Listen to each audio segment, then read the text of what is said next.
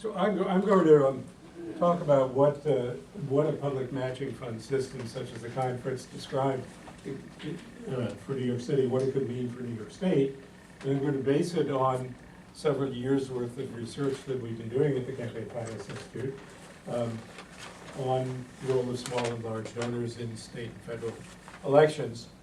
And we've also done a lot of research on New York City, including a major law review article I co-authored with Peter Brusso, who's here, and with another of my colleagues, Brennan Center, that just came out on New York City as a model for the nation and states.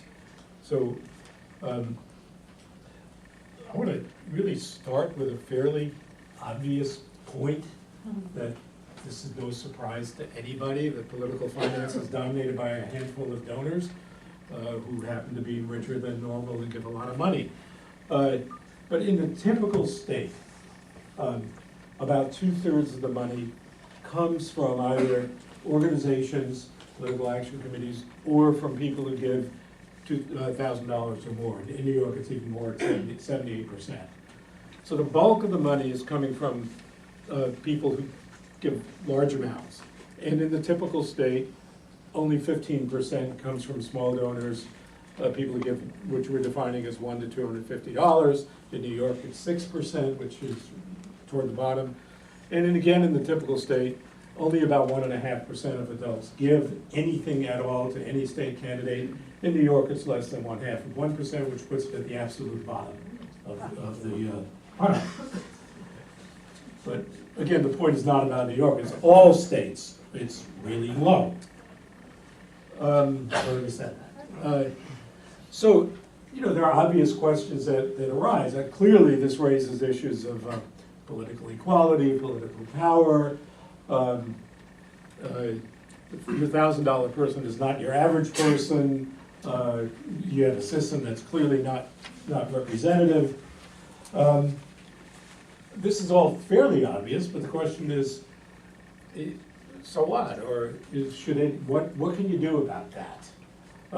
Well, there's been a fairly standard strategy that a lot of people in the reform world have talked about for 30 years or so, that I'll describe as, let's try to restrict or restrain the people who have a lot of money, and that's the way to get a more equal system. Clearly there are problems with that approach, given the Supreme Court's recent rulings, but I would describe the way that had worked over the years, even before the Supreme Court, even before Citizens United, in this way. This is the way it's basically worked. Now, instead of looking like this, the lid is off. But this is a strategy that does not, by itself, empower people to come into the system. So, if this doesn't quite do the job, the question is what might? And we've wondered, and I will now say more than wonder, now we argue, that it's really time to shift basic paradigms, to shift the way you look at things. And this, by the way, is what I believe the effort to bring the system of multiple matching funds for small donors into New York State, what that's about. It's an idea of try to change the system by bringing more people in, empower the many, and in fact, that doing that can actually change the fundamental balance. A lot of people are skeptical about that. They say, oh gosh, how can a lot of people, can you actually get enough people to participate so that you really can change the balance?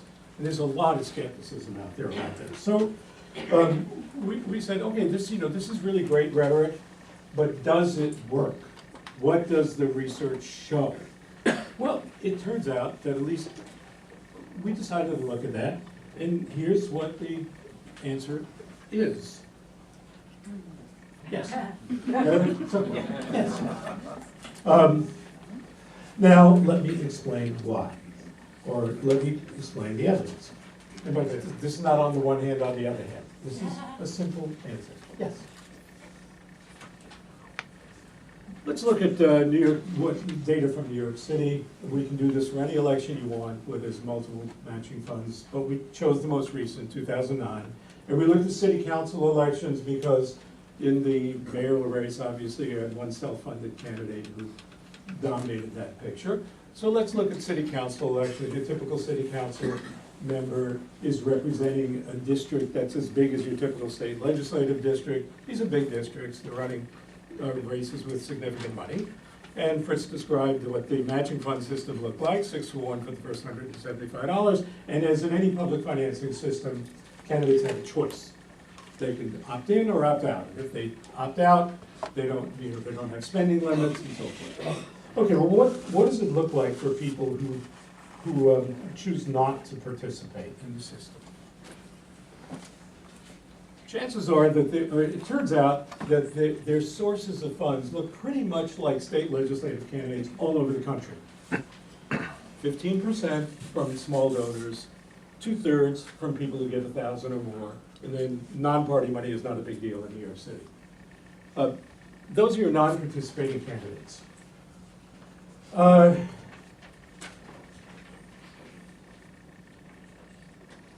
What about participating candidates, people who choose voluntarily to get into the system? It turns out that this multiple matching funds produces different incentives. It's not just for the donors. It's that the candidates now have an incentive to go find people who will give them money.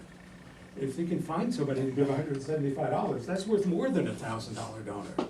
That's worth $1,225 or $50, whatever.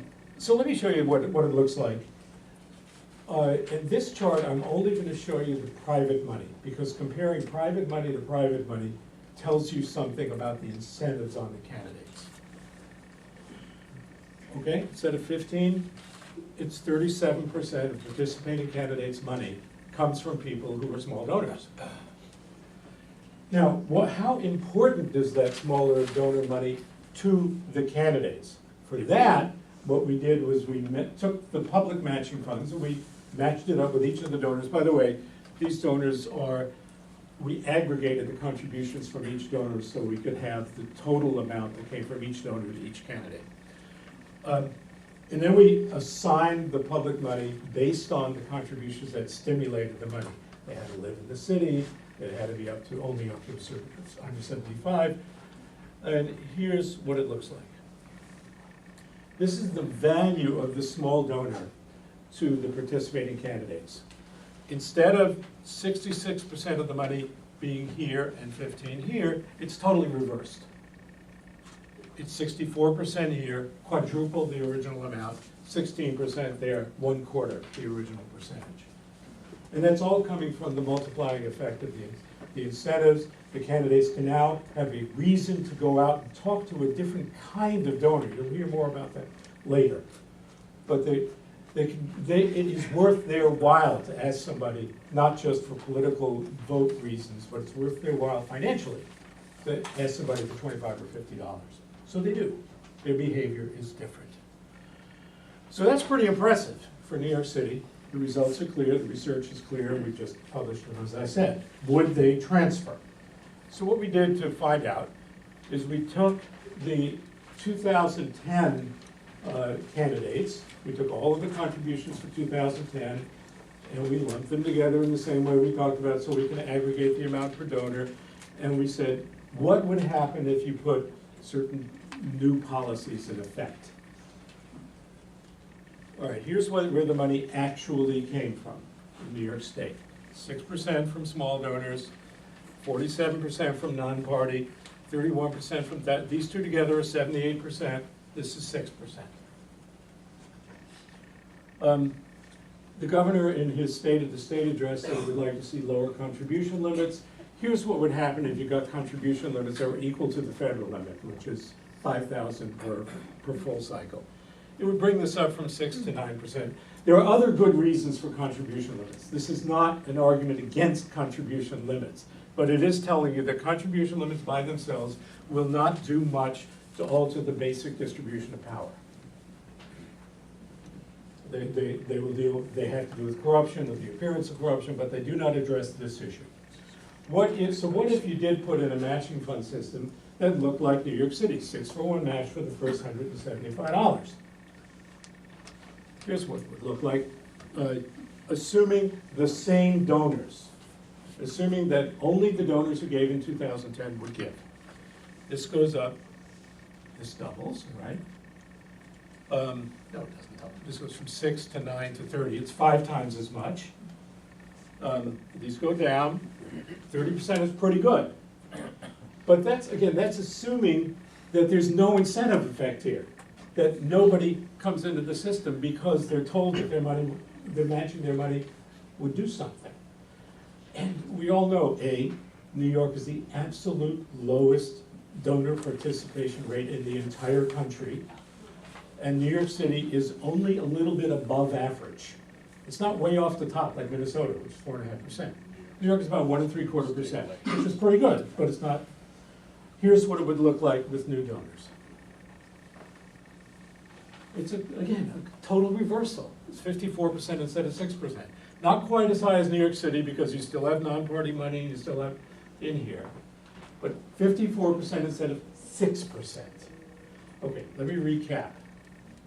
Really simple recap. This is what it is. This is what it could be. It's really straightforward arithmetic. Took a lot of work to do the donors, but this is really straightforward. 6% of 9 times as much. But that can only happen if there's some kind of an incentive system, a public matching fund system.